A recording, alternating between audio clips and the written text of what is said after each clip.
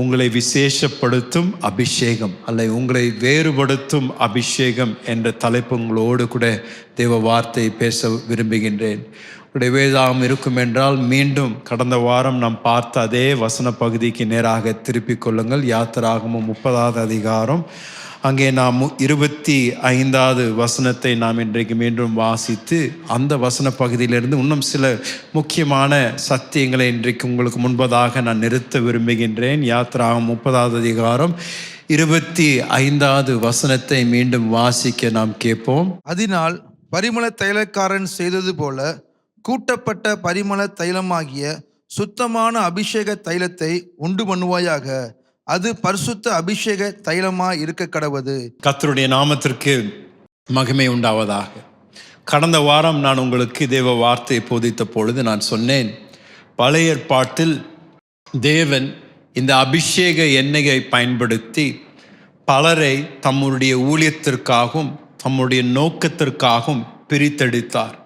ஒருவர் மேலே இந்த அபிஷேகம் ஊற்றப்பட்ட பொழுது இவர்கள் தேவனுடைய நோக்கங்களுக்காக பிரித்தெடுக்கப்பட்டிருக்கின்றார்கள். தேவன் இவர்களை கொண்டு விசேஷமான காரியங்களை செய்ய இருக்கின்றார் என்ற அடையாளத்திற்காக இந்த அபிஷேகம் ஊற்றப்பட்டது. பழைய ஏற்பாட்டில் வெறும் சிலர் பேர் மேல் மாத்திரம்தான் இந்த அபிஷேகம், அவர்களும் அதுவும் சில நேரத்திற்காக, சில காலங்களுக்காகவும் சில நோக்கங்களுக்காகவுமே இந்த அபிஷேகம் ஊற்றப்பட்டது. ஆனால் புதிய ஏற்பாட்டில் தேவன் நமக்கு புதிய உடன்படிக்கையின் மூலமாக விசேஷமாக பரிசுத்த ஆவியானவரை நமக்கு ஏதோ வந்து போகும்படியாக நம்மேல் அபிஷேகத்தை ஊற்றவில்லை, நம்மேல் எப்பொழுதும் தங்கி இருக்கும்படியாக நம்மை எப்பொழுதும் விசேஷப்படுத்தி எப்பொழுதும் வேறுபடுத்தி நம்மேல் அவருடைய ஆவியை முத்திரையாக ஆண்டவர் வைத்திருக்கின்றார் என்று தேவ வார்த்தை நாம் கடந்த வாரம் பார்த்தோம். பக்கத்தில் இருக்கணும், பார்த்து சொல்லுங்க, நீங்கள் விசேஷமானவர்கள், நீங்கள் பிரித்தெடுக்கப்பட்டவர்கள், வேறுபடுத்தப்பட்டவர்கள். தேவனுடைய வார்த்தையில் நாம் அதுதான் பார்க்கின்றோம். கடந்த வாரத்தில் இந்த அபிஷேகம் முதலாவது நம்மளுடைய வாழ்க்கையில் ஆண்டவர் அந்த பரிமள தைலக்காரனை போல நீயும் செய் என்று மோசே இடத்தில் சொன்னார். பரிமள தைலக்காரன் எப்படி அதை உற்பத்தி செய்கிறான் என்று நாம் பார்த்த பொழுது அவன் உடைக்கின்றான், அதை நசுக்கின்றான். இதன் மூலமாக இந்த அபிஷேக தைலம் உற்பத்திக்கப்படுகின்றது என்று பார்த்தோம். அதே போல் ஒரு விசுவாசியுடைய வாழ்க்கையில் கூட கடினமான அனுபவங்கள் வழியாக கடந்து செல்லும் பொழுது, இக்கட்டான உடைக்கப்படுகின்ற அந்த பாதையின் வழியாக கடந்து செல்லும் பொழுது அதன் மூலமாக தேவன் தம்முடைய அபிஷேகத்தை நம்முடைய வாழ்க்கையில் வெளிப்படுத்துகின்றார் என்று நாம் கடந்த வாரம் பார்த்தோம். இன்றைக்கு உங்களோடு கூட இன்னும் 2 முக்கியமான சத்தியங்களை தேவனுடைய அபிஷேகத்தை குறித்து நான் உங்களோடு பேச விரும்புகின்றேன். இன்றைக்கு 2வதாக நான் தேவனுடைய அபிஷேகத்தை குறித்து நான் சொல்ல விரும்பினது, தேவனுடைய அபிஷேகம் நமக்குள் பரலோக வாசனையை வெளிப்படுத்துகின்றதா இருக்கின்றது. எல்லாரும் ஒரு ஆமென் சொல்லலாமா? தேவனுடைய அபிஷேகம் நமக்குள் இருக்கும் பொழுது பரலோக வாசனையை நமக்குள் வெளிப்படுத்துகின்றதாய் இருக்கின்றது. யோவான் சுவிசேஷத்தில் 12ஆம் அதிகாரத்தில் ஒரு முக்கியமான சம்பவம் அங்கே நடந்ததை தேவனுடைய வார்த்தை நமக்கு காமிக்கின்றது. இந்த மரியாள் இயேசு அந்த வீட்டில் அமர்ந்து புசித்து கொண்டிருந்த பொழுது அந்த பரிமள தைலத்தை கொண்டு வந்து அதை உடைத்து இயேசுவின் பாதத்தில் அதை ஊற்றி அவருடைய பாதத்தை அவர் ஆராதனை செய்தாள் என்று தேவ வார்த்தை சொல்லுகின்றது. அந்த வசனத்தை நீங்கள் வாசிக்கும் பொழுது அந்த பரிமள தைலத்தை மரியாள் ஊற்றின பொழுது அந்த முழு அறையுமே அந்த வாசனையால் நிரப்பப்பட்டது என்று தேவ வார்த்தை சொல்லுகின்றது. இதுதான் தேவனுடைய அபிஷேகத்திற்கு இன்னொரு விசேஷமாக இருக்கின்றது. தேவனுடைய அபிஷேகம் ஒரு மேல் இருக்கும் என்றால், நாம் தேவனுடைய அபிஷேகத்தால் நிரப்பப்பட்டிருக்கும் பொழுது நம் மூலமாக தேவன் பரலோக வாசனையை வீச செய்கின்றார். எங்கே போனாலும் இந்த பரலோக வாசனை நம் மூலமாக ஆண்டவர் மற்றவர்களுக்கு வெளிப்படுத்துகின்றவராக இருக்கின்றார். பக்கத்தில் இருக்கிறவங்கள கொஞ்சம் பார்த்து சிரித்து கொஞ்சம் மோந்து பாருங்களேன், அப்படி மோந்து பாருங்களேன். பரலோக வாசனை அவர்கள் மேல் வீசுகின்றதா? இதுதாங்க தேவனுடைய அந்த அபிஷேகத்தின் விசேஷம். ஒரு மேல் தேவனுடைய ஆவி தங்கி இருக்கும் என்றால், தேவன் தம்முடைய விசேஷமான அபிஷேகத்தை ஒரு மேல் ஊற்றியிருப்பார் என்றால், அவர்கள் மேலே அந்த வாசனை வீசுவது அவசியம். இதுதான் நம்மளுடைய வேலை செய்கின்ற ஸ்தலத்தில் இருந்தாலும் சரி, படிக்கின்ற இடத்துல இருந்தாலும் சரி, நம்மளுடைய வியாபாரமாக இருந்தாலும், தேவனுடைய பரலோகத்தின் வாசனை நம் மூலமாக வீசப்படணும். எங்கே போனாலும் மற்றவர்கள் நம்மை பார்க்கும் பொழுது, நம்மோடு பேசும் பொழுது, உங்கள் மேலே ஒரு விசேஷித்த ஒரு ஆவியை நான் பார்க்குறேன், உங்கள் மேலே ஒரு விசேஷித்த கிருபையை நான் பார்க்கின்றேன் என்று மற்றவர்கள் நம்மை பார்த்து சாட்சி கொடுப்பது அவசியமாக இருக்கின்றது. தேவ வார்த்தையில் தான் பார்க்கிறோம். இந்த விசேஷமான அந்த அபிஷேக எண்ணெய் ஊற்றப்படும் பொழுது அதற்கு ஒரு தனிப்பட்ட விசேஷம் இருந்தது என்று தேவ வார்த்தையில் நாம் பார்க்கின்றோம். இன்றைக்கு இந்த ஆராதனைக்கு வந்திருக்கின்ற அருமையான தேவ பிள்ளைகளையும் நான் பார்த்து சொல்றேன், தேவனுடைய அபிஷேகம் நம்மேல் இறங்கும் பொழுது, நமக்குள் தங்கி இருக்கும் பொழுது, அதோடைய வாசனை அந்த இடத்தை நிரப்புனது போல உங்களுடைய வாழ்க்கையும் சரி, நீங்கள் வியாபாரம் செய்கின்ற இடத்தையும் சரி, வேலை செய்கின்ற ஸ்தலத்திலையும் சரி, தேவனுடைய பரலோக வாசனை அந்த இடத்துல நிரப்பப்படுவது அவசியமா இருக்கின்றது. சங்கீதக்காரன் சங்கீதம் 72 சங்கீதத்தில் 6 வசனத்தில் தேவனுடைய வார்த்தையில இவ்விதமாக நாம் பார்க்கின்றோம். வாசிங்களேன். புல் அறுப்புண்டு வெளியின் மேல் பெய்யும் மழையைப் போலவும் பூமியை நினைக்கும் தூறலைப் போலவும் இறங்குவார். என்னுடைய மனைவி ஆபி அவர்கள் அடிக்கடி என்னை பார்த்து சொல்லுவாங்க, அமெரிக்கா தேசத்தில் இந்த கோடை காலம் வந்ததற்கு ஒரு அடையாளம் இருக்கணும் என்றால், எல்லாரும் அவங்க வீட்டில் அந்த லான் மோவர் வச்சுருப்பாங்க, அந்த புல்லை வெட்டுறக்குனே ஒரு மிஷின் வச்சுருப்பாங்க. அந்த கோடை காலம் வந்த உடனே எல்லாரும் அந்த மிஷினை எடுத்து அவங்கவுங்க வீட்டில் அந்த புல்லை வெட்ட ஆரம்பிப்பாங்களாம். புல்லை வெட்ட ஆரம்பிக்கும் பொழுது அதிலிருந்து ஒரு தனிமையான ஒரு வாசனை வரும். புல்லை புதிதாக வெட்டும் பொழுது அதிலிருந்து ஒரு வாசனை வரும்.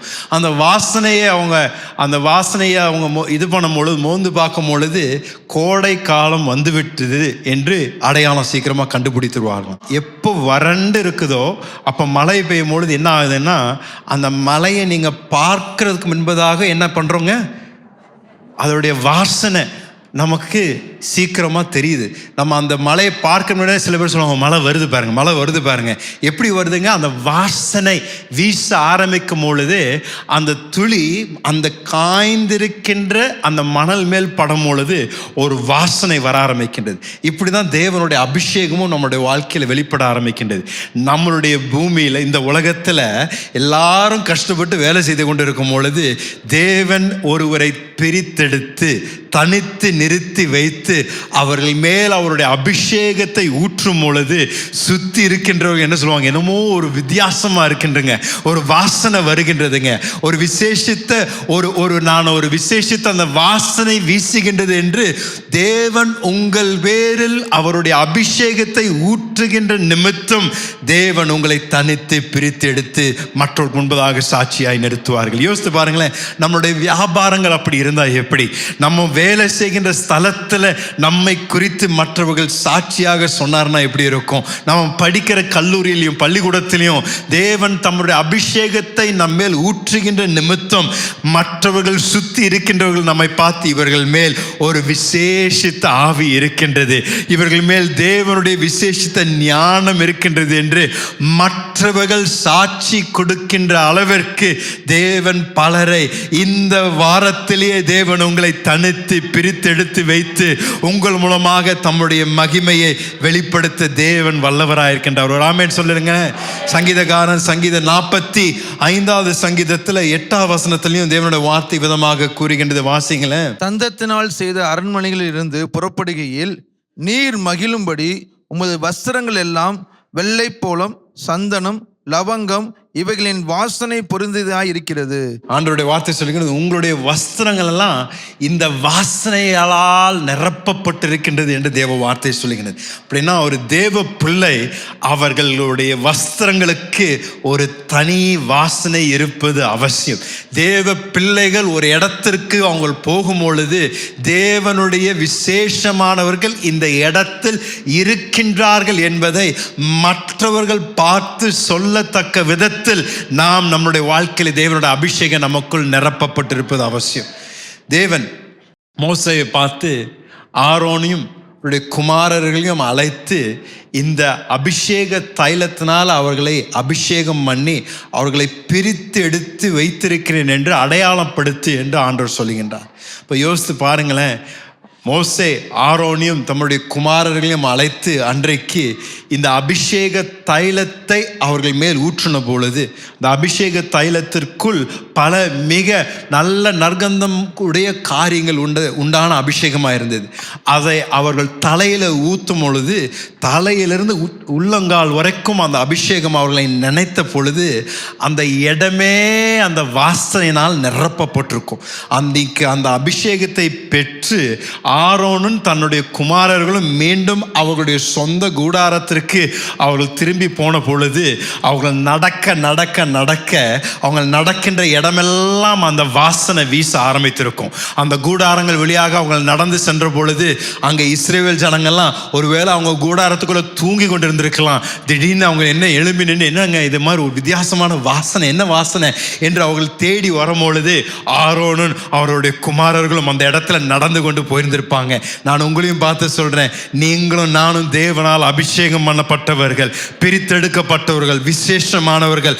நாம் நடக்கின்ற இடங்களில் தேவனுடைய விசேஷித்த பரலோக வாசனை வீசும்படியாக தேவன் உங்களை தனித்து பிரித்தெடுத்து விசேஷமாக நிறுத்த தேவன் வல்லவராய் இருக்கின்றார். இதுதான் நம்மளுடைய வாஞ்சையாகவும் இருக்கணும், நம்மளுடைய ஜெபமா இருக்கணும். ஆண்டவரே, என்னுடைய வியாபாரத்தை விசேஷப்படுத்துங்க, நான் வேலை செய்கின்ற ஸ்தலத்தில் என்ன விசேஷப்படுத்துங்க, படிக்கின்ற பள்ளிக்கூடத்தில் என்ன விசேஷப்படுத்துங்க, என் மேல் உம்முடைய ஆவி இருக்கின்றது என்று மற்றவர்கள் அறிந்து கொள்ள விதத்தில் என் மேல பரலோகத்தின் வாசனை வீசுவதாக.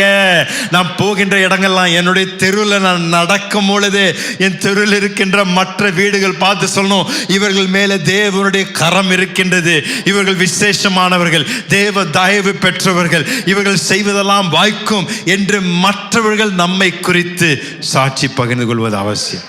ஹல்லேலூயா. ஆண்டவர் மோசே இடத்தில் இந்த அபிஷேக தைலத்தை குறித்து 2 முக்கியமான காரியங்களை கற்றுக் கொடுக்கின்றார்.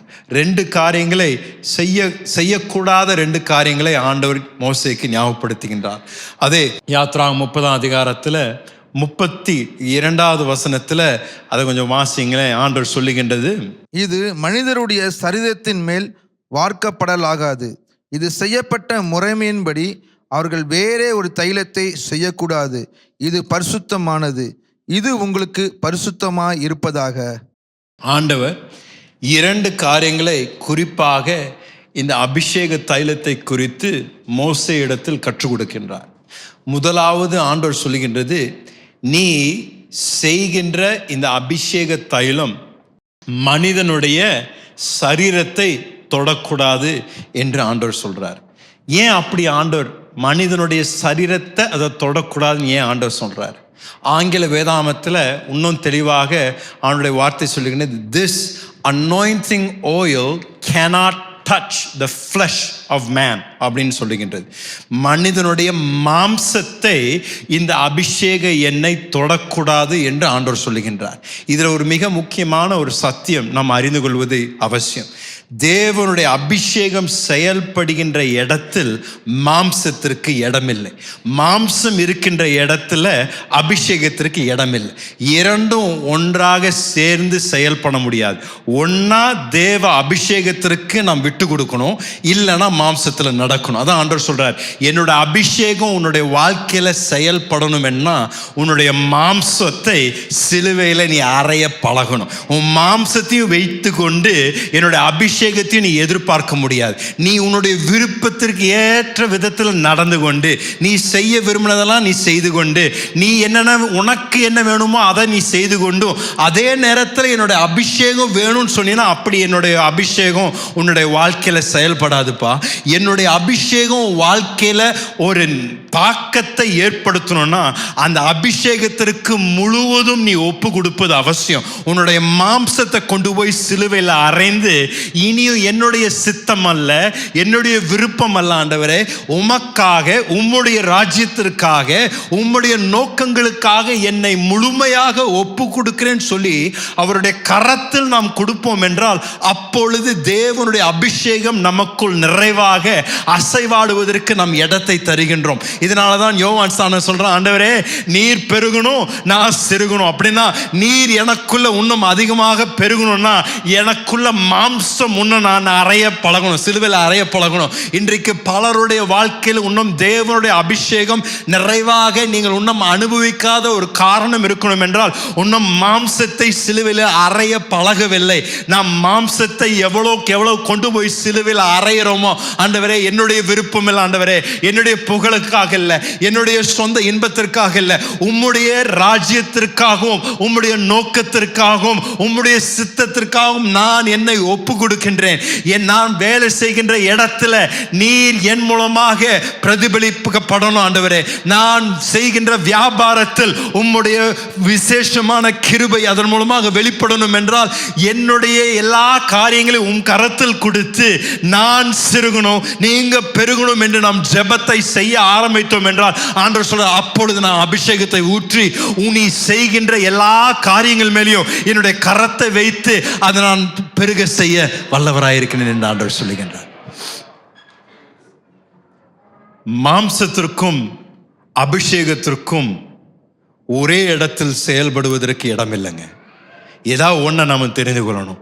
ஒன்றா தான் நம்ம புதிய ஏற்பாட்டிலும் பவுல் சொல்லி கொடுக்கிறார், நாம் ஆவியில் நடக்க கற்றுக்கொள்ளணும். மாம்சத்திற்கு நாம் இடத்தை கொடுக்காமல் ஆவியில் நடக்க கற்றுக்கொள்ளணும் என்றால், இந்த ஆவியில் நடப்பது என்றால் நாம் நம்மை தேவனுடைய பிரசன்னத்தில் தேவனுக்கு விரோதமாக, தேவனுக்கு பிரியமில்லாத காரியங்கள் என்னது என்று கண்டுபிடித்து அதை கொண்டு போய் அவருடைய பாதத்தில் வைத்து, ஆண்டவரே இதை நான் உங்கள் கரத்தில் கொடுத்துட்றேன், உம்முடைய சித்தம் என் வாழ்க்கையில் நடப்பதற்காக என்னை நான் முழுமையாக நான் என்னை ஒப்பு கொடுக்கிறேன்னு சொல்ல ஆரம்பித்தோம் என்றால், தேவன் நம் மூலமாக பலமாக கிரியை செய்ய வல்லவராயிருக்கின்றார். அப்போஸ்தலனாகிய பவுல் புதிய ஏற்பாட்டில் தேவனுடைய விசேஷித்த அபிஷேகத்தினால் நிரப்பப்பட்ட தேவ மனிதனாக இருக்கின்றார். பவுலுடைய வாழ்க்கை சரித்திரத்தை நீங்கள் படிப்பீர்கள் என்றால், தேவன் அவரை மிக வல்லமையாக பயன்படுத்தினார். பவுலுடைய ஊழியத்தின் மூலமாக பல நேரங்கள் பல வியாதியஸ்தர்கள் குணமடைந்தார்கள், மரித்தோர்கள் மீண்டும் உயிரடைந்தார்கள். பலர் தேவனுடைய விசேஷித்த கிருபைகளை அப்போஸ்தலன் பவுல் மூலமாக பெற்றுக்கொண்டார்கள். பவுலுடைய வாழ்க்கையில் வெறும் அவர் ஊழியத்தை செய்த பொழுது மாத்திரம் பெரிய காரியங்கள் நடக்கல. சில நேரத்தில் அவர் நடக்க நடக்க நடக்க அவருடைய நிழல் மற்றவர்கள் மேலே தொடும் பொழுது வியாதியஸ்தர்கள் குணமடைந்தார்களாமா. மற்றவர்கள் அவர்களுடைய சும்மா உட்கார்ந்திருந்தவர்கள் அவருடைய நிழல் அவர்கள் மேலே பட்ட நிமித்தம் அவர்கள் துள்ளி எழும்பி உட்கார்ந்தாங்களாமா. அவருடைய பயன்படுத்தின கர்ச்சீஃபை அவர் பயன்படுத்தின பிறகு யாராவது ஒருத்தர் எடுத்துட்டு போய் ஒரு வியாதியஸ்தர் மேலே வைத்தாங்கன்னா அந்த வியாதியஸ்தர் உடனே குணமடைந்தார்களாமா. தேவனுடைய வல்லமை அப்போஸ்தலன் பவுல் சரீரத்தில் மேலே மாத்திரம் இல்லை, அவர் எதெல்லாம் தொட்டாரோ அதன் மேல் தேவனுடைய வல்லமை இருந்தது என்று நாம் பார்க்கின்றோம். நான் சொல்றேன், அது வெறும் பவுல் அப்போஸ்தலனுக்கு மாத்திரம் கொடுத்த கிருபை இல்லை, உங்களுக்கும் எனக்கும் தேவன் அதே கிருபையை தர வல்லவராக இருக்கின்றார். அப்படி என்றால் நீங்களும் நானும் அப்போஸ்தலனாகிய பவுலை போல ஜெபிக்க நாமும் பழக ஆரம்பித்தோம் என்றால், கலாத்தியர் 6:14 பவுல் சொல்றாரு, எனக்கு நான் மேன்மை பாராட்டக்கூடிய ஒரு காரியம் இருக்குன்னா சிலுவையும் இயேசுவை குறித்து மாத்திரமே நான் மேன்மை பாராட்டுவேன், அவருடைய விசேஷித்த கிருபையை மாத்திரமே மேன்மை பாராட்டுவேன் என்று பவுலுடைய விருப்பம் வாஞ்சையெல்லாம், ஆண்டவரே உமக்காக என்னுடைய வாழ்க்கையை நான் வாழணும், உம்முடைய சித்தத்தை நான் நிறைவேற்றணும் என்று முழுமையாக தேவனுடைய கரத்தில் பவுல் தன்னுடைய வாழ்க்கையை கொடுத்த நிமித்தம் தேவனுடைய அபிஷேகம் அவருடைய வாழ்க்கையில் நிறைவாக தங்கியிருந்தது. அப்படின்னா ஐயா அம்மா, நீங்கள் ஊழியத்தை செய்து மாத்திரம்தான் தேவனுடைய அபிஷேகத்தை அனுபவிக்க முடியும்னு இல்லைங்க. உங்களுடைய அனுதின வாழ்க்கையில் நீங்கள் செய்து கொண்டிருக்கின்ற என்னவா இருந்தாலும் நீங்கள் ஒரு கம்பெனியில் வேலை செய்து கொண்டு இருக்கலாம், ஒரு வியாபாரத்தை நடத்தி கொண்டு இருக்கலாம், ஒரு கல்லூரியில் படித்து கொண்டு இருக்கலாம், ஒரு பள்ளிக்கூடத்தில் படித்து கொண்டு இருக்கலாம். ஆனால் நீங்கள் செய்கின்ற அனுதின காரியங்களை எடுத்து அவருடைய கரத்தில் கொடுத்து, ஆண்டவரே என் சித்தம் அல்ல உம் சித்தம் நிறைவேறுவதாக, என்னை நான் முழுமையாக உம்முடைய கரத்தில் ஒப்பு கொடுக்கிறேன். நான் எதெல்லாம் செய்கின்றனோ அதை வைத்து உம்முடைய ராஜ்யத்தை கட்டுங்க ஆண்டவரே. நான் செய்கின்ற சின்ன சாதாரணமான காரியமாக இருந்தாலும் அதை கொண்டு உம்முடைய மகிமை என் வாழ்க்கையில் வெளிப்படணும் என்று ஜெபிக்க ஆரம்பித்தோம் என்று ஆண்டவர் சொல்றாரு. என்னோட அபிஷேகத்தை உன் மேலே ஊற்றி, உன்னை பிரித்து எடுத்து, உன்னை தனித்து வைத்து, உன்னை விசேஷமாய் மாற்றி, உன்னோட வியாபாரத்தின் வேலை ஸ்தலத்திலையும் உன்னை நான் ஆசீர்வதிப்பேன் என்று ஆண்டவர் சொல்லுகின்றார். ஒரு ஆமேன் சொல்லலாமா? ஆண்டவர் சொல்றாரு, முதலாவது இந்த அபிஷேக எண்ணெய் மாம்சத்தை தொடக்கூடாதுன்னு ஆண்டவர் சொல்றாரு. இரண்டாவது ஆண்டவர் சொல்றாரு மோசே இடத்துல, இந்த அபிஷேக எண்ணெயை வேற யாரும் அதை காப்பி பண்ணக்கூடாது, வேற யாரும் அதை செய்யக்கூடாது என்று ஆண்டவர் சொல்றாரு. ஆண்டவர் சொல்றாரு, இந்த அபிஷேக எண்ணெய், இந்த அபிஷேக தைலம் இது எனக்கென்று பரிசுத்தப்படுத்தப்பட்டு பிரித்தெடுக்கப்பட்டிருக்கு. இது வெறும் நான் சொல்லும் பொழுது மாத்திரம், நான் யார் மேல் ஊற்றணும்னு சொல்கிறேனோ அவர்கள் மேல் மாத்திரம்தான் ஊற்றப்படணுமே தவிர, அதை வேற யாரும் எடுத்து இதை திருப்பியும் அவர்கள் சொந்த முயற்சி நிமித்தம் அதை செய்யக்கூடாது என்று ஆண்டவர் மோசே இடத்துல சொல்கிறார். அதோடைய முக்கியத்துவம் என்னன்னா, ஆண்டவர் சொல்கிறாரு, என்னுடைய அபிஷேகத்தை யாரும் காப்பி பண்ணுறதுக்கு நான் அனுமதி கொடுக்க மாட்டேன். என்னோட அபிஷேகத்தை நான் ஜனங்களுக்கு முன்பதாக பிரித்தெடுத்து அந்த அபிஷேக வாசனையை அவர்கள் அந்த மோந்து கொள்ளும் பொழுது இவர்கள் தேவனால் அபிஷேகம் பெற்றிருக்கின்றார்கள் என்பதற்கு சந்தேகமே இல்லை என்று அவர்களை தெளிவாக அறிந்து கொள்ளத்தக்க விதத்தில் ஆண்டவர் சொல்றாரு, வேற யாரும் இந்த அபிஷேகத்தை அவர்கள் எந்த விதத்திலையும் பயன்படுத்தக்கூடாதுன்னு ஆண்டவர் சொல்றார். அப்படின்னா தேவன் அவருடைய ஆவியை நம்ம மேல் ஊற்றினார்னா அது விசேஷங்க. அதற்கு வேறு எந்த ஒரு புரிந்து கொள்ளுதலும் இல்லை. சில பேர் நம்மளை பார்த்து தேவனுடைய அபிஷேகத்துடைய விசேஷத்தை, அந்த கிருபை நம்மையில் இருக்கும் பொழுது தேவன் நம்மை பிரித்தெடுத்திருக்கின்றார், அவருடைய நோக்கங்களுக்காக தெரிந்து கொண்டிருக்கின்றார் என்பதை மற்றவர்கள் அறிந்து கொள்ளும்படியாக ஆண்டவர் சொல்றார், இது வேற யாரும் எப்படியும் காப்பி பண்ணக்கூடாதுன்னு ஆண்டவர் சொல்றார். சில நேரத்தில் இந்த அபிஷேகத்தை சில நேரத்தில் இன்றைக்கும் நம்ம மனித முயற்சியின் மூலமாக நமக்குள் அந்த அபிஷேகம் இருக்கின்றது என்று சிலர் அவர்கள் சொந்த முயற்சி மூலமாக வெளிப்படுத்த முயற்சி பண்ணுறாங்க. ஆண்டவர் சொல்கிறாரு, அப்படி பண்ணும் பொழுது அதை நான் அங்கீகரிக்க மாட்டேன்னு ஆண்டவர் சொல்கிறார். ஏன்னா ஆண்டவர் மோசே இடத்துல குறிப்பாக என்னென்ன அந்த மசாலாவை பயன்படுத்தி அந்த அபிஷேகத்தை உற்பத்தி செய்யணும் என்று கொடுத்த காரணம், அது ஒரு மேல் ஊற்றப்படும் பொழுது அது அவர்கள் மேலே தங்கி இருக்கும், அவருடைய வாசனை அது தொடர்ந்து வீசிக்கொண்டே இருக்குன்ற நோக்கத்தோடு தான். எனக்கும் ஒரு தடவை சில வருடங்களுக்கு முன்பதாக ஒருத்தர் எனக்கு ஒரு சென்ட் பாட்டிலை கிஃப்டாக கொடுத்தாங்க. அந்த சென்ட் பாட்டில் ரொம்ப நல்ல உயர்ந்த விலை உள்ள ஒரு சென்ட் பாட்டிலாக இருந்தது. அதை நான் என்னுடைய சட்டையில் அடித்து கொண்டு போனேன்னா ராத்திரி நான் சட்டையை கழட்டுற வரைக்கும் அது நல்ல மன அதே வாசனை வீசும் அந்த சென்ட். அவ்வளோ நல்ல சென்ட்டாக இருந்தது. ஸோ நான் அது பல வருடங்கள் பயன்படுத்தினேன். அப்புறம் போக போக அது குறைஞ்சிக்கிட்டே போச்சு. ஸோ கொஞ்சம் கொஞ்சமாக வரும்பொழுது உடனே கொஞ்சம் கம்மியாக தான் பயன்படுத்தினேன். அது இன்னும் கொஞ்சம் வரணும் அந்த சென்ட்டுன்னு சொல்லி கடைசியில் தீந்து போன பிறகு நான் அதே மாதிரி சென்ட்டை தேட ஆரம்பித்தேன். ஸோ ஆன்லைனில் போய் அந்த சென்ட்டு பேரை போட்டு தேடினப்போ திடீர்னு ஒன்று கண்டுபிடிச்சேன். அதே சென்ட்டு அப்படியே இருந்தது. ஆன்லைனில் விலை கொஞ்சம் அதிகமாக இருந்து, சரி இது நல்ல சென்ட்டு தான் சொல்லி நான் காசு கொடுத்து அந்த சென்ட்டை வாங்கினேன். அது வீட்டுக்கு வந்தது, ரொம்ப சந்தோஷமாக திறந்தேன். அப்படியே இருந்தது. நான் வச்சுருந்த அதே சென்ட்டு போல் பாக்ஸு, அதோடைய பாட்டில் எல்லாமே அப்படியே இருந்தது. நான் எடுத்து அன்றைக்கி முதல் நாள் நல்ல என் சட்டையில் அடித்தப்போ அதே வாசனை. எனக்கு ரொம்ப சந்தோஷம். பரவாயில்ல, கண்டுபிடிச்சிட்டேன், அதே சென்ட்டை நான் கண்டுபிடிச்சிட்டேன்னு சொல்லி சந்தோஷப்பட்டேன். ஸோ அந்த சென்ட்டை முதல் நாள் நான் சட்டையில் அடிச்சுட்டு போய் காரில் உட்காந்து அப்புறம் மோந்து பார்க்குறேன், என் சட்டையில் ஒன்றுமே வரல. அடிச்சப்போ மனமனமனமனன்னு இருந்தது. 5 நிமிஷம் கழித்து நான் மோந்து பார்க்குறேன், தண்ணி மாதிரி இருந்தது. அது என்ன ஆயிருந்ததுன்னா, அந்த சென்ட்டு பார்க்குறக்கு அப்படியே தான் இருந்தது. வெளி தோற்றம் எல்லாம் நான் வச்சுருந்த அதே சென்ட் மாதிரி தான் இருந்தது. ஆனால் உள்ளே என்ன ஆயிருந்ததுங்க, கலப்படமாக இருந்தது. உள்ள உண்மையான சென்ட் இல்லை. இன்னைக்கும் பலர் இதே மாதிரி தான் ஊழியத்தை செய்து கொண்டிருக்கின்றார். பார்க்கும் பொழுது மனமனமனமனன்னு இருக்கும். ஆண்டவர் சொல்கிறாரு, ஒரு மேலே அபிஷேகம் இருக்கின்றதா இல்லையா என்று கண்டுபிடிக்க சுலபமான ஒரு வழி இருக்கணும்னா என்ன பண்ணணும்னா, ஆண்டவர் சொல்கிறாரு, ஒரு ஊழியத்தில் கனி இருக்கா இல்லையான்னு பாரு. அதுதான் என்னுடைய அபிஷேகத்தை ஒரு மேல் ஊற்றிருக்கிறன்றதுக்கு அடையாளம். அப்படின்னா தேவனுடைய அபிஷேகம் நம் மேல் இருந்தது என்றால் அதன் மூலமாக நம்முடைய வாழ்க்கையில் ஒரு மாற்றம் ஏற்படுகின்றது. நம்முடைய வாழ்க்கையில் பழைய சுவாபங்கள் முறிக்கப்பட்டு தெய்வீக குணங்கள் நமக்குள்ள பரிசுத்தாவியான உருவாக்க ஆரம்பிக்கின்றாரு. அவளுக்குள்ள தேவ ஞானம் காணப்படுகின்றது.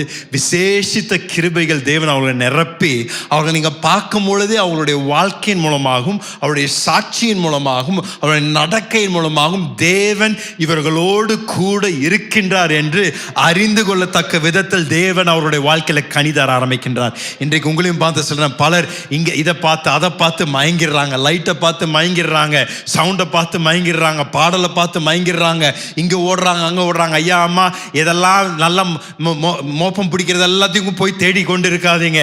ஆண்டவருடைய வார்த்தையில நாம் காண்கின்றது, இந்த கனி உள்ள யாருடைய வாழ்க்கையில ஊழியத்தை செய்கின்றார்களோ, யாருடைய வாழ்க்கையில் உண்மையான மாற்றம் ஏற்பட்டிருக்கின்றதோ அவர்களுடைய ஊழியத்தில் நாம் அடங்கி இருக்கும் பொழுது தேவன் அந்த விசேஷித்த அபிஷேகத்தை நம்முடைய வாழ்க்கையில் ஊற்றி ஒரு பெரிய மாற்றத்தையும் தேவன் ஒரு பெரிய ஒரு கிருபையும் தர உண்மை உள்ளவராக இருக்கின்றார். ஆமென் சொல்லலாமா? ஆண்டவர் அதுக்கு தான் மோசேயை பார்த்து சொல்றார், இந்த விசேஷித்த பரலோக வாசனையை வேற யாரும் எந்த விதத்திலையும் டூப்ளிகேட் பண்ணக்கூடாதுப்பா. நான் ஊற்றி இருக்கிறேன்னு சொல்லி எல்லாரும் அறிந்து கொள்ளத்தக்க விதத்தில் என்னுடைய பரலோக வாசனை அவர்கள் மூலமாக வீசப்படணும் என்று தேவன் சொல்லுகின்றார். கரங்களை உயர்த்தி சொல்லுங்க, ஆவியானவரே நான் போகின்ற இடம்லாம் உம்முடைய பரலோக வாசனை என் மூலமாக வீசப்படட்டும். ஆண்டவரே, நான் வேலை செய்கின்ற இடத்துல நீர் என்னோடு கூட இருக்கின்றீர், உம்முடைய கிருபை என் மேல் இருக்கின்றது, உம்முடைய ஞானம் எனக்குள் இருக்கின்றது என்று மற்றவர்கள் அறிந்து கொள்ளத்தக்க விதத்தில் எனக்குள் வாடுங்க ஆவியானவரே. அதுதான் நம்ம ஜெபிக்க வேண்டியது, அதுதான் நம்ம வாஞ்சிக்க வேண்டிய ஒரு மிக முக்கியமான ஒரு காரியமா இருக்கு. தேவன் கட்டாயம் யாரெல்லாம் அவரிடத்துல கேட்கின்றார்களோ அவர்களை ஒரு புதிய அபிஷேகத்தினால் நிரப்பி உங்கள் மூலமாக பரலோக வாசனையை தேவன் போகின்ற இடங்கள் எல்லா இடத்திலையும் வெளிப்படுத்த தேவன் வல்லவராக இருக்கின்றார். மூன்றாவதாக தேவனுடைய அபிஷேகம் என்னத்தை செய்கின்றது என்றால், தேவனுடைய அபிஷேகம் தேவனுடைய வல்லமையை வெளிப்படுத்துகின்றதா இருக்கின்றது. தேவனுடைய அபிஷேகம் தேவனுடைய வல்லமையை வெளிப்படுத்துகின்றதா இருக்கின்றது. அப்படி என்றால் தேவனுடைய அபிஷேகம் அவருடைய வல்லமைக்கு ஒப்பிடலாம். தேவனுடைய அபிஷேகம் யார் மேலா ஊற்றப்படும் பொழுது அவர்களுக்குள் ஒரு பரிமாற்றம் ஏற்பட ஆரம்பிக்கின்றது. தேவனுடைய அபிஷேகம் ஒருவருடைய வாழ்க்கையை தொடும் பொழுது ஒரு தெய்வீக பரிமாற்றம் ஏற்படப்படுகின்றது. அதனால தான் தேவனுடைய வார்த்தை சொல்லுகின்றது, பலவீனன் பலவான் என்று சொல்வானாக, தரித்திரன் ஐஸ்வர்யவான் என்று சொல்வானாக என்று தேவனுடைய வார்த்தையில் நாம் பார்க்கணும். அப்படின்னா தேவன் ஒருவருடைய வாழ்க்கையில் இடைபடும் பொழுது ஒரு மாற்றத்தை ஏற்படுத்துகின்ற தேவனாக இருக்கின்றார்.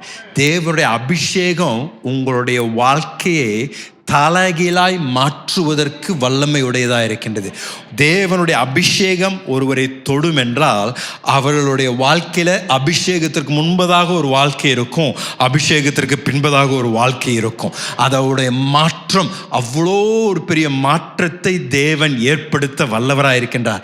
இன்றைக்கு பலருடைய வாழ்க்கையில் அந்த ஒரு நாளுக்காக நீங்கள் காத்திருப்பது அவசியம். அந்த சந்திப்பின் நாள், தேவனுடைய தொடுதலின் நாள். கடந்த வாரம் நான் சொல்லிக் கொண்டிருந்தேன், எப்படி தேவனுடைய பரிசுத்தாவியோட அபிஷேகம் அன்றைக்கு மேல் வீட்டறையில் ஊற்றப்பட்ட பொழுது அக்கினி போல விழுந்த பொழுது அந்த சீஷர்களுடைய வாழ்க்கையில ஒரு மிகப்பெரிய மாற்றம் ஏற்பட்டதை எல்லாரும் பார்த்தார்கள். அதுவரைக்கும் பயந்து நடுங்கி கொண்டிருந்த சீஷர்கள் அந்த பரிசுத்தாவியோருடைய அந்த அக்கினியின் நாவு அவர்களை தொட்ட பின்பதாக தலைகீழா அவருடைய வாழ்க்கை மாறி பயந்து கொண்டிருந்த சுவாபம் உடையவர்கள் திடீர் தைரியம் உடையவர்களாய் மாறி தேவனுடைய வார்த்தையை பிரசங்கிக்கக்கூடியவர்களாய் மாறினார்கள். பாஸ்டரோட சாட்சி கூட நீங்க கேட்டீங்கன்னா அதே தான் பாஸ்டர் சொல்லுவார்.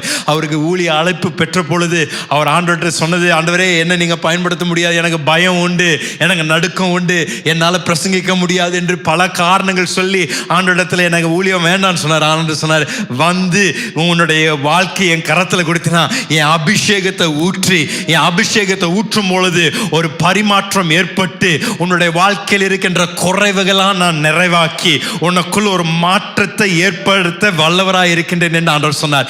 இன்றைக்கு உங்களையும் பார்த்து சொல்றேன், பரிசுத்த ஆவியானோட அபிஷேகத்தை பெற்றுக்கொண்டோம் என்றால் உங்களுடைய வாழ்க்கையில நிச்சயம் கட்டாயம் ஒரு மிக பெரிய மாற்றத்தை ஏற்படுத்த தேவனால் கூடும். உங்களுடைய வாழ்க்கையில் ஒருவேளை உங்களுடைய குடும்பத்தில் தலைமுறையாக தரித்திரத்தினால கஷ்டப்பட்டு கொண்டு இருக்கலாம், வேலை இல்லாத திண்டாட்டத்தினால கஷ்டப்பட்டு கொண்டு இருக்கலாம். ஆனா தேவனுடைய பரிசுத்த ஆவியானோட அபிஷேகம் உங்களுடைய தொடும் என்றால் அந்த நொடியிலேயே அதே நேரத்திலேயே அன்றைக்கு நுகங்கள் முறிக்கப்பட்டு உங்களுடைய வாழ்க்கையில தலைகீழா ஒரு மாற்றம் ஏற்பட்டு அன்றைக்கு தேவன் உங்களுடைய வாழ்க்கையை மாற்றி திசையை மாற்றி அவருடைய கிருபையை உங்கள் வாழ்க்கையில விளங்க செய்ய வல்லவராயிருக்கிறார்.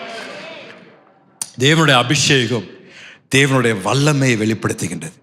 1 சாமுவேல்ல 16ஆம் அதிகாரத்தில் ஒரு அருமையான சம்பவம் அங்கே தேவ வார்த்தையில் நாம் பார்க்கின்றோம். ஆண்டவர் சாமுவேலை பார்த்து சொல்றார், சாமுவேல் ஏன் சவுலை குறித்து நீ உட்கார்ந்து கவலைப்பட்டு கொண்டே இருக்கிற? நான் இன்னொரு ராஜாவை நான் ஏற்படுத்த போறேன். உன் அபிஷேக தைல கொம்பை எடுத்து நான் சொல்ற வீட்டுக்கு போய் அந்த வீட்டில் போய் நான் தெரிந்து கொள்கிற அந்த மனிதனை நீ அபிஷேகப்படுத்தி இஸ்ரவேல் தேசத்திற்கு அடுத்த ராஜாவாய் அவனை நேமி என்று ஆண்டவர் சொல்றார். உடனே சாமுவேல் உடனே அபிஷேக கூப்பை எடுத்துக்கொண்டு அவர் ஜெஸ்ஸி அவருடைய வீட்டுக்கு போறாரு. அவர் போறதுக்கு முன்னாடி கண்டிப்பா சொல்லியிருப்பார் ஜெஸ்ஸி வீட்டுக்கு, நான் வீட்டுக்கு வரேன், அன்னைக்கு உன் வீட்டில் ஒரு விசேஷத்தை ஒரு ஜெப கூட்டத்தை நடத்த விரும்புகிறேன் அப்படின்னு சாமுவேல் சொல்லியிருப்பார்.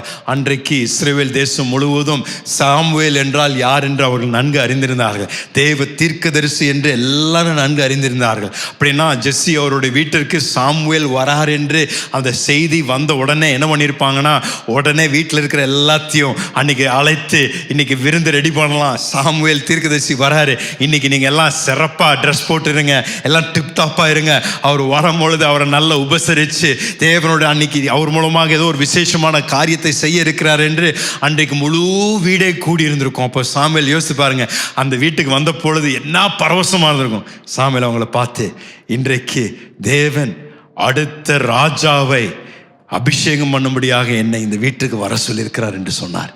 உடனே அவளுக்கெல்லாம் பயங்கர சந்தோஷம். இன்னைக்கு தான் தேவன் என்னை பயன்படுத்துகின்ற நாள் என்று அவங்க எல்லாம் சூட்டை கொஞ்சம் நல்லாவே நீட்டாக அயன் பண்ணி அன்னைக்கு இதெல்லாம் லைனில் நின்றுருப்பாங்க. ஆண்டோடைய வார்த்தை சொல்லிக்கிட்டது, சாமுவேல் எலியாபை பார்த்து அவர் நிற்கிற அந்த வாட்ட சாட்டமாக நிற்கிறத பார்த்து, இவன் நிஜமாவே ராஜ கம்பீரம் உள்ள பயங்கரமான மனிதனாக இருக்கிறார். உடனே அவர் தைல அந்த கொம்பை எடுத்து அதை திறக்க ஆரம்பிக்கிறாரு. வாப்பா எலியா, இங்கே வா, உன்னை நான் இன்னைக்கு அபிஷேகம் பண்ண போகிறேன் என்று அவர் தைலத்தை திறந்து மூடியை வச்சு தூக்குறாரு. ஆண்டவர் say, நிறுத்து, இதை நான் தெரிந்து கொள்ளலைன்னு ஆண்டவர் சொல்கிறாரு.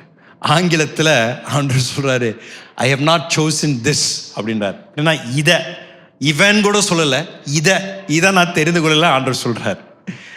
நானா சாமுவேலாக இருந்திருந்தா ஆண்டவர்கிட்ட சொல்லுவேன், ஆண்டவரே வர சொல்லிட்டேன், முன்னாடி நிற்கிறாரு, சும்மா ஒரு சொட்டு மாத்திரம் ஊற்றிடுறேன் ஆண்டவரே, இல்லைன்னா அவனும் ஏமாந்து போயிடுவான், அப்புறம் எல்லாரும் என்ன ஒரு மாதிரி பார்ப்பாங்க அப்படின்னு சொல்லியிருப்பான். ஆனால் சாமுவேல் ஆண்டவருடைய தீர்க்கதரிசி, அவர் சொல்கிறாரு, வேற யாராவது இருக்கிறாங்களா அப்படின்னு சொல்லி ஜெஸ்ஸியை பார்த்து கேட்குறாரு. அப்புறம்தான் அன்னைக்கு அவர் தகப்பனாருக்கு திடீர்னு வெளிப்பாடு வருது, ஆமாம் எனக்கு இன்னொரு மகன் இருக்கிறான் அப்படின்றாரு. சாமுவேல் சொல்கிறாரு, அவனை இந்த இடத்துக்கு நீ கொண்டு வர வரைக்கும் நான் உட்காரவும் மாட்டேன் சாப்பிடவும் மாட்டேன் அப்படின்றாரு.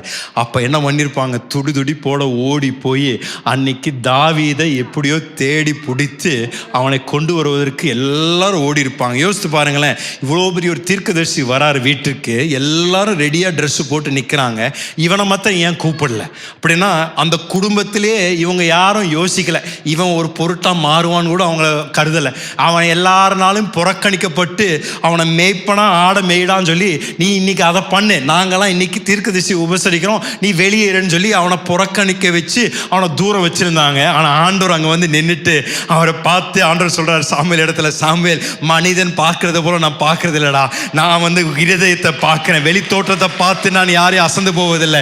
இன்னைக்கு நான் தாவீதை அபிஷேகம் பண்ணி அவன் யாருக்கும் விருப்பப்படாத வேலையை செய்து கொண்டிருந்தாலும், எல்லாராலும் புறக்கணிக்கப்பட்டிருந்தாலும், அவனை நான் தெரிந்து கொண்டு இந்த குடும்பத்தில் அவனுடைய தலையை உயர்த்தி, இந்த தேசத்தில் அவன் தலையை உயர்த்தி, அவனை இந்த தேசத்திற்கே ராஜாவாக நான் அவனை அபிஷேகம் பண்ணும்படியாக நான் தெரிந்திருக்கிறேன் என்று சாமுவேல் மூலமாக அன்றைக்கு அந்த அபிஷேக தைலத்தை தாவீதின் மேல் அவருடைய சகோதரருக்கு முன்பதாக ஊற்றப்பட்டது. நான் உங்களை பார்த்து சொல்றேன், நம்மளுடைய வாழ்க்கையில ஒருவேளை நீங்க புறக்கணிக்கப்பட்டிருக்கலாம். எல்லாரும் சொல்லிருப்பாங்க நீங்க ஒண்ணுத்துக்கு உதவாது, உங்க பிசினஸ் ஒண்ணுத்துக்கு உதவாது, நீங்க எதையும் செய்ய மாட்டீங்க, உங்களால் எதையும் சாதிக்க முடியாது என்று பலர் உங்களை பார்த்து சபிச்சிருக்கலாம். ஆனா தேவன் ஒருவரை தெரிந்து கொண்டார் என்றால், தேவன் ஒருவர் மேல் அவருடைய கண்ணை வைத்தார் என்றால், அவரை விசேஷப்படுத்தி உயர்த்தி, எந்த இடத்துல அவமானப்பட்டார்களோ அதே இடத்தில் தலையை உயர்த்தி அவருடைய வாழ்க்கையில் ஒரு மாற்றத்தை ஏற்படுத்தி, அன்றைக்கு தாவீதோடு இடைப்பட்ட அதே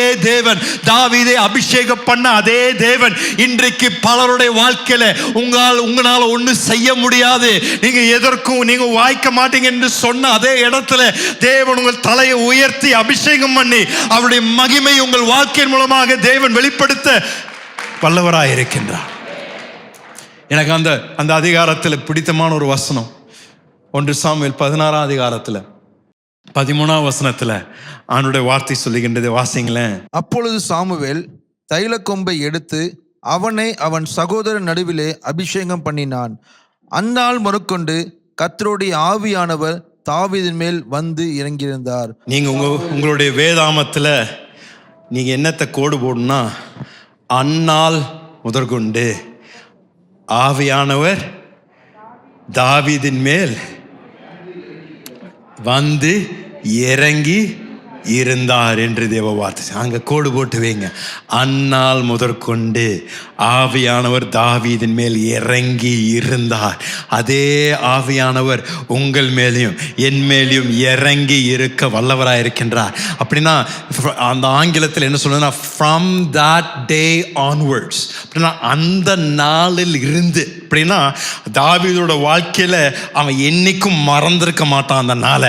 தாவீது வாழ்நாளெல்லாம் அவன் சொல்லியிருப்பான், பார்க்கிறவங்களா, அன்னைக்கு ஒரு நாளைக்கு நான் அந்த வயல் நிலையில உட்காந்து ஆடை மேய்த்து கொண்டிருந்தேன், அன்னைக்கு வெளியே உட்காந்து நான் பாட்டு பாடிட்டு இருந்தேன், என் வாழ்க்கை எங்க போகும்னு எனக்கு தெரியல, என் அண்ணமாரெல்லாம் நீ ஒன்றுத்துக்கு உதவாத, நீ இதை தூக்கிட்டு வா அதை தூக்கிட்டு வா, என்ன இடிப்பிடி வேலைக்கு என்னை பயன்படுத்திட்டு இருந்தாங்க. ஆனால் திடீர்னு ஒரு சத்தம் வந்துச்சு, உன்னை கூப்பிடுறாங்க தாவீது, ஏதோ ஒன்று நடக்குது வீட்டில் அப்படின்னு சொன்னாங்க. நான் உடனே என்னோட இதெல்லாம் விட்டுட்டு ஓடுனேன். வீட்டுக்குள்ள போன பொழுது சாமுவேல் என்னை அழைத்து என்னை முழங்கால் படி வைத்து என் மேல் அந்த அபிஷேக தைலத்தை ஊற்றினாரு. அந்த ஊத்தின மாத்திரத்திலிருந்து, அந்த நொடியிலிருந்து, அந்த நேரத்திலிருந்து என்னுடைய வாழ்க்கை இருந்த வண்ணமாகவே இல்லை. அது வரைக்கும் நான் ஆடை மேய்த்து கொண்டிருந்தேன், அது வரைக்கும் என் வாழ்க்கை எங்க போகுதுன்னு எனக்கு தெரியாம இருந்தது. ஆனால் அன்னைக்கு அபிஷேகம் என் மேல ஊற்றப்பட்ட பொழுது என்னை தலைகீழாய் மாற்றி, என்னை மேய்ப்பனாய் இருந்த என்னை ஒரு ராஜாவாக தேவன் எழுப்பி தேசத்தை நடத்தும்படியாக தேவன் எனக்கு கிருபையும் தேவன் தயவும் எனக்கு கொடுத்தார் என்று தாவீது வாழ்நாள் எல்லாம் சாட்சி கொடுத்திருப்பான். உங்களையும் பார்த்து சொல்றேன், உங்களுடைய வாழ்க்கையிலும் அப்படிப்பட்ட ஒரு நாள் வருவதாக நீங்கள் எழுப்பி சொல்லணும். ஒரு நாள் இருந்தது, அன்றைக்கு தேவனை நான் சந்தித்தேன், தேவனுடைய பிரசன்னத்தில் நின்று கொண்டிருந்த நேரத்தில் பரிசுத்த ஆவியான அக்கினி போல என் மேல் விழுந்தார், என்னை நிரப்பினார், என் அபிஷேகத்தினால் நிரப்பினார். அது வரைக்கும் நான் செய்ததெல்லாம் எல்லாம் தோல்வி தோல்வி தோல்வியா இருந்தது, என் வியாபாரம் தோல்வியா இருந்தது, என்னுடைய குடும்பத்தில் சாபம் இருந்தது. ஆனால் அன்னைக்கு சந்தித்த நாள், அந்த நாள் முதற்கொண்டு தேவ ஆவியின் மேல் ஊற்றப்பட்டதிலிருந்து என்னுடைய வாழ்க்கை தலைகீழாய் மாறி, சாபமாய் இருந்த வாழ்க்கையை தேவன் என்னை ஆசீர்வாதமாய் மாற்றி, நான் கையிட்டு செய்வதெல்லாம் வாய்க்க செய்தார், என் குடும்பத்தை ஆசீர்வதித்தார், என் வியாபாரத்தை உயர்த்தினார், என் வாழ்க்கை தலைகீழாய் மாற்றினார் என்று சாட்சி கொடுக்கிற அளவிற்கு தேவன் அவருடைய ஆவியை உங்கள் மேல் ஊற்ற வல்லவராய் இருக்கின்றார். ஓ ஹல்லேலூயா. தேவனுடைய விசேஷித்த அபிஷேகம் நம்ம மேல் இருக்கும் என்றால் நாம் இருக்கிற வண்ணமாக இருக்க முடியாதுங்க. நம்மை தலைகீழாய் மாற்றக்கூடிய தேவனாய் இருக்கின்றார். இதுதான் என்னுடைய ஜெபம். ஆண்டவரே, ஏதோ ஒரு சாதாரண வாழ்க்கை, சாதாரண ஒரு வியாபாரம், சாதாரண ஒரு என்னுடைய அனுதின அனுபவம் எனக்கு வேண்டாம். நானும் எதற்காக என்னை ரட்சித்தீரோ, எதற்காக என்னை குழியிலிருந்து எடுத்தீரோ, அந்த நோக்கத்தை நான் என் வாழ்வில் நான் நிறைவேற்றியே தீரணும். ஒரு சந்ததியை மாற்றணும். உம்முடைய சுவிசேஷத்தை நான் அறிவிக்கணும். என்னுடைய நாட்களில் தேவ ராஜ்யத்திற்காக நான் ஏதோ ஒன்றை சாதித்தேன் என்று என்னை குறித்து சாட்சி பகிர்ந்து கொள்ளப்படணும். சாதாரண வாழ்க்கையோடு நீங்கள் திருப்தியாக இருந்த கூடாது. அதற்காக நம்ம ரட்சிக்கப்படவில்லைங்க. இன்னைக்கு பல கிறிஸ்துவருடைய வாழ்க்கை வெதுவெதுவாக ஒரு மாற்றமில்லாத அதே வாழ்க்கையா இருக்கின்றது. அதற்காக தேவன் நம்மை ரட்சிக்கப்படவில்லைங்க. நாம் பிரித்தெடுக்கப்பட்டவர்கள், நாம் விசேஷமானவர்கள், ராஜரீக கூட்டமாய் இருக்கின்றோம், தெரிந்து கொள்ளப்பட்ட தேசமாய் இருக்கின்றோம். நமக்கு தேவன் ஒரு நோக்கத்தை வைத்திருக்கின்றார். நீங்கள் என்னத்தை செய்து கொண்டிருந்தாலும் அதை கொண்டு தம்முடைய மகிமையை வெளிப்படுத்த தேவன் வல்லவராய் இருக்கின்றார். நீங்க சொல்லலாம், சாதாரண ஒரு ஒர்க் ஷாப்ல தான் பாஸ்டர் நான் ஒர்க் பண்ணிட்டு இருக்கிறேன், அதை கூட நான் எடுத்து என்னுடைய மகிமையை நான் வழங்க செய்ய வல்லவராய் இருக்கிறேன் என்று தேவன் சொல்லுகின்றார். தேவனை பொறுத்த வரைக்கும் சாதாரணமான வேலை, சாதாரணமான வாழ்க்கை என்று ஒன்றும் இல்லைங்க. தேவ கரத்தில் கொடுக்கப்படுகின்ற ஏதா இருந்தாலும் அதை அசாதாரணமாக மாற்ற தேவன் நல்லவராக இருக்கின்றார். நீங்கள் செய்து கொண்டிருக்கின்ற சாதாரணமான அனுதின வேலையை தேவன் அசாதாரணமான வாழ்க்கையை மாற்றத்தக்க விதத்தில் தேவன் உங்களுடைய வாழ்க்கையை மாற்ற வல்லவராக இருக்கின்றார். இது நம்மளுடைய ஜெபமாக இருக்கணும். ஆண்டவரே, எங்களுக்கும் உண்மை அறியாதவர்களுக்கும் ஒரு வித்தியாசம் வேணும்ல. எங்களை பிரித்தெடுத்தீங்கன்னு சொன்னீங்கல்ல, எங்களை இருளிலிருந்து வெளிச்சத்துக்கு அழைச்சிங்கன்னு சொன்னீங்கல்ல. அப்ப எங்களுடைய வாழ்க்கையில ஒரு வேறுபாடு இருக்கணுமே, எங்களுடைய வாழ்க்கையில் ஒரு விசேஷம் இருக்கணுமே. என்னுடைய வாழ்க்கையில், என்னுடைய வியாபாரத்தில், வேலை செய்கின்ற இடத்துல, படிக்கிற இடத்துல நான் என்ன செய்தாலும் நான் விசேஷமானவன், நான் பிரித்தெடுக்கப்பட்டவன், தேவனுடைய கரம் என் மேல் இருக்கின்றது என்று மற்றவர்கள் அறிகிற வரைக்கும் நான் சும்மா இருக்க மாட்டேன். அது வரைக்கும் நான் கதறி அழுவாண்டவரே, என் மேல ஆவியை ஊற்றுங்க, என் மேல அந்த விசேஷித்த ஆவியை ஊற்றுங்க. என்னுடைய சாதாரண வாழ்க்கையை மாற்றி அசாதாரணமாக செய்ய விதத்தில் உம்முடைய ஆவியை மேல ஊற்றுங்க. இந்த தாகம் இருந்தா போதுங்க, தேவன் உங்களுடைய வாழ்க்கையை எடுத்து மாற்ற வல்லவராக இருக்கின்றார். யாரெல்லாம் அவருடைய கரத்தில் தங்களுடைய வாழ்க்கையை தருகின்றாரோ அவருடைய வாழ்க்கையை தேவன் எடுத்து தேசங்களை ஆசீர்வதிக்க தேவன் வல்லவராக இருக்கின்றார். ஏதோ வேதாகமத்தில் படிக்கின்றது கதைகள் அல்லங்க, அது நிஜமாக நடந்த பலருடைய வாழ்க்கை தலைகளாக மாற்றின அதே தேவன், அதே பரிசுத்தாவியானவர் இன்றைக்கும் இந்த இடத்தில் இருந்து ஒவ்வொருவரும் கேட்கின்ற ஒவ்வொருவர் மேலும் அக்கினியாக அவருடைய ஆவியை ஊற்ற அவர் வல்லவராக இருக்கின்றார்.